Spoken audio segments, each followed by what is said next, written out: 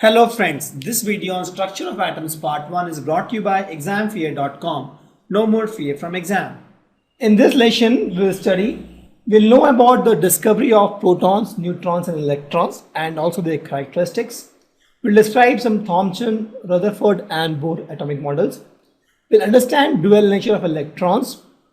We'll understand the important features of quantum mechanical model of atom. We'll understand the nature of electromagnetic radiations and the Planck's quantum theory. We'll explain the photoelectric effect. We'll also describe atomic spectra. We'll state the de Broglie relation and Heisenberg uncertainty principle. We'll define atomic orbitals in terms of quantum number. We'll state of Bow principle, Pauli's exclusion principle and Hund's rule of maximum multiplicity. We'll also learn how to write electronic configuration of atoms. So having said this, we'll start the chapter. The first question that should come to our mind is, what is atom? Atom is nothing but it's a basic unit of matter. Please note, it's a basic unit of matter and this consists of nothing but a dense central nucleus surrounded by a cloud of negatively charged electrons. So if you see, atom looks like this. This is my nucleus. This is dense. It's very small. And then whatever space you see, the extra space here, right, it's all vacant. It's empty space with electron dangling from here to here like this. They're all empty space. The only dense thing is this guy, on the red, and whatever extra you see is all nothing but the space where you have a high probability of finding electrons. So the way you find electrons is all by probability, and that's how the atom looked like. So if you see, if you compare this dot or the nuclei of the atom with the cricket ball, this size of the atom is nothing but a sphere of radius 5 kilometers. Understand the huge thing here. This is very small. If this is a cricket ball, this is 5 kilometers. That means in the atom, most of atom is nothing but empty space. Please note, most of the atom is nothing but empty space. This is most of the atom. I'll say 99.9% of the atom is nothing but empty space. And then you have small percent, very small percent. Now you have this nuclei, which is dense, which has protons and neutrons, and then you have a probability of finding electrons somewhere here, and they keep moving. We'll understand this when we discuss the quantum model of atom, how the atom is or how the electrons are distributed across this atom. But just understand, atom is nothing but it's a basic unit of matter. And when I say basic unit of matter, I mean to say, if I have an atom with a particular configuration, with that I can say that this particular object will have X chemical property or X or Y physical properties. So those things we can determine easily if we know the structure of atom. So they are the basic building blocks of a matter, right?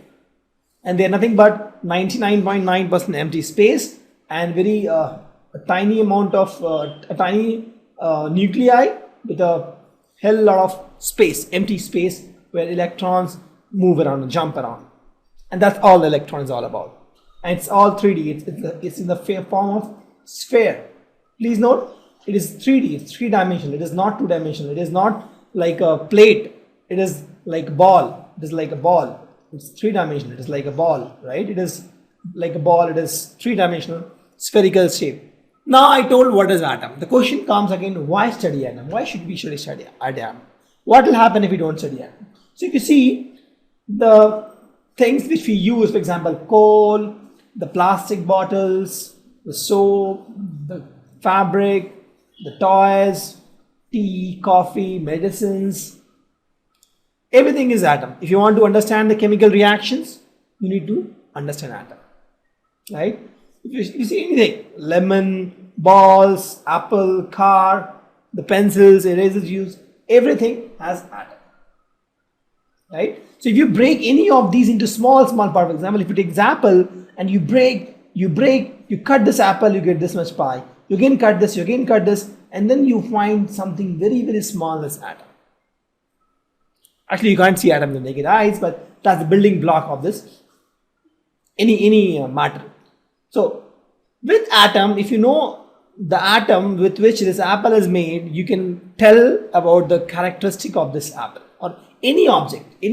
So if you know atom, if you know the properties of atom, you can tell the property of the object which is made of this atom. So atom is very critical to understand. If you understand the atom, you understand the chemical reactions, and then you understand the chemistry.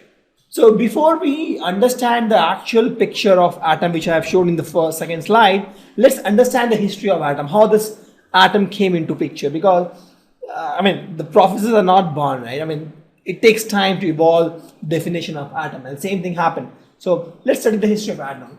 So in 500 BC, this guy, a Greek philosopher, Democritus, this guy told that atom is nothing but uncuttable. And the word atom in Greek means uncuttable. He told that you take anything. For example, you take a mango, right? You cut this mango, you keep cutting it. Till the last point, you find a point where you're not able to cut that with the best possible instrument you have. And that thing will be atom.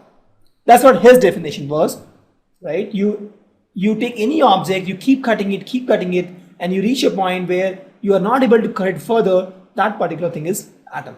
And provided you don't cut with knife, you have best instruments to cut, right? So in that case, that is atom.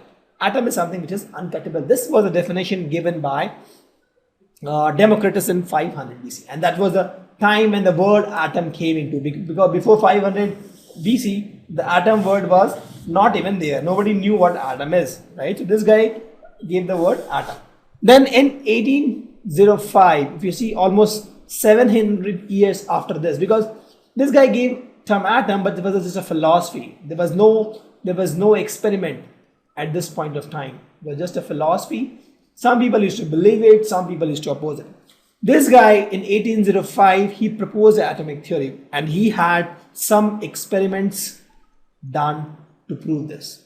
So this time it was not philosophy, it was experiments, right? Till 500 BC, it was all philosophy, that there is something called atom which is uncuttable. But in 1805, John Dalton, he proposed an atomic theory. And then in 1850, and I'll explain what John Dalton theory is just after the slide. And then in 1850, this guy, Faraday, he found something called cathode ray tube. And with that, it was easy to discover electrons. The electrons were discovered.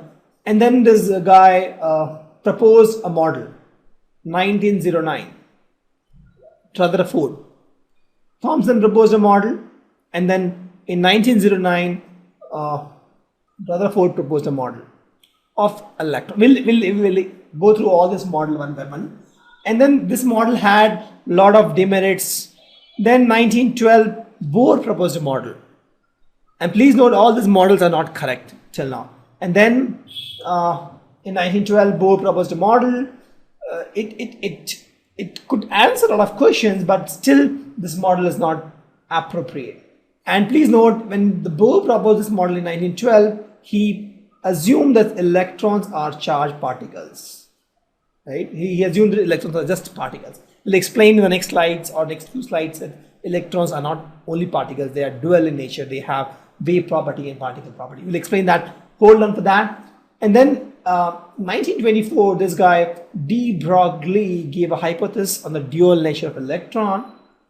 And 1926, very near this guy Schrödinger, he proposed an equation that can tell the path of the electron, where the electron moves. And with that, they came with the quantum model, right? In 1927, again, this guy Heisenberg, he proposed the uncertainty principle. And in 1932, Chadwick found the neutron. And then this guy found the quantum model. After this, it is not in this slide, but this is the model which is mostly accepted. This was found after all this happened. These guys proposed a model called quantum model of atom. Quantum model of atom. And that is the most widely accepted model for atom today. Right? So these are all models, Thomson model, Rutherford model, Bohr model, all these had issues, they are incorrect. The correct model is quantum model of atom. Please understand this. The only correct model is quantum model of atom. All these models, Rutherford, Bohr and Johnson's, are incorrect model of atom. We're just studying this because we want to study the history of atom, but experimentally we can prove that all these three models are incorrect. In fact, we have plenty of models proposed by so many people, but we'll be studying only three models, and I want to reiterate that these models are also incorrect. They're not correct. The only correct model is quantum model of atom. Thank you. Visit examfear.com to watch free educational videos, try free online tests, get the best quality study materials, study from the best tutors and mentors, and much more. Thanks once again.